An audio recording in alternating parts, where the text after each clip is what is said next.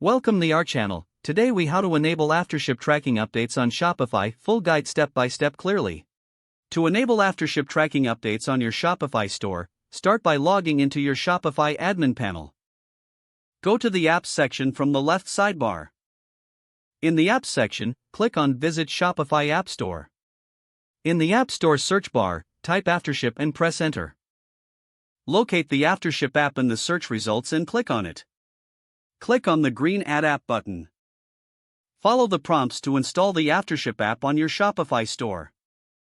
Once installed, open the AfterShip app from your Shopify admin panel. You may need to create an AfterShip account if you don't already have one.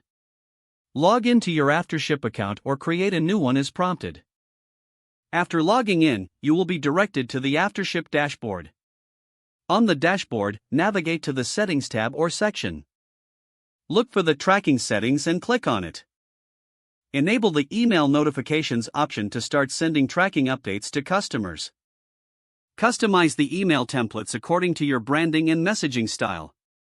Next, go back to the main dashboard and click on the Add Carriers section. Select the shipping carriers you want to track from the list provided. Click on Save to confirm your selections. After setting up carriers, return to the dashboard and ensure your tracking page is configured. Edit the tracking page title and message to match your store's tone. Once everything is set up, conduct a test order to ensure the system works. After placing a test order, check if the tracking information updates appear as expected. Encourage your customers to track their packages using the AfterShip notifications. You have now successfully enabled AfterShip tracking updates on your Shopify store. Your customers will receive timely notifications as their orders are shipped and delivered.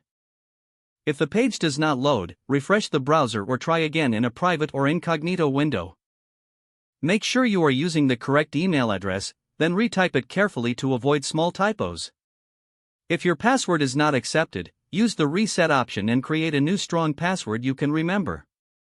Check your spam folder for verification or security emails, then complete any requested confirmation steps. Don't forget to like this video and subscribe to our channel for more step-by-step tech guides.